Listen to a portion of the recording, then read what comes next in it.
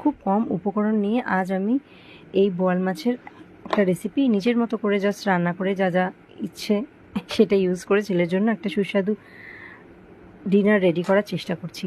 80 থেকে 100 গ্রামের এই বোয়াল মাছটা আমি একটু হলুদ আর পিঙ্ক সল্ট দিয়ে ম্যারিনেট করে রাখছি রান্নাটা শুরু করার আগে। আসলে ছেলেকে আজকে প্লে স্কুলে দিতে গেছিলাম আর ওর উল্টো দিকেই বাজার, তো এই মহারানী পেটিটা বোয়াল মাছের ছিল ওখানে, আর দাদা দিলেন আমার ব্যাগে জোর করে, আমিও লোভ সামলাতে পারলাম না, নিয়ে নিলাম। তো এরপরে আমি বাকি ইনগ্রিডিয়েন্টগুলো রেডি করে নিচ্ছি। একটু আলু ছাড়িয়ে নেবো, আর বেশি বিশেষ কিছু নয়, ধনেপাতা দেওয়া, তো সেটা আমি একটু কেটে নেবো।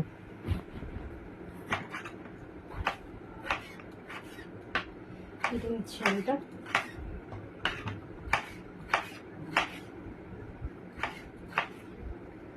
একেবারে আমি ধনেপাতাটাও কেটে নিচ্ছি, পরে নাহলে অনেকটা সময় লেগে যায়।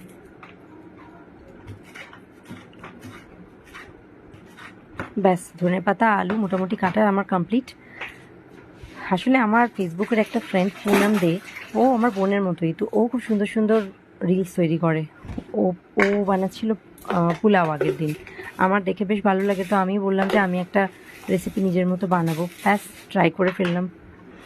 তো আমি এখানে ইউজ করছি গোবিন্দভোগ চাল।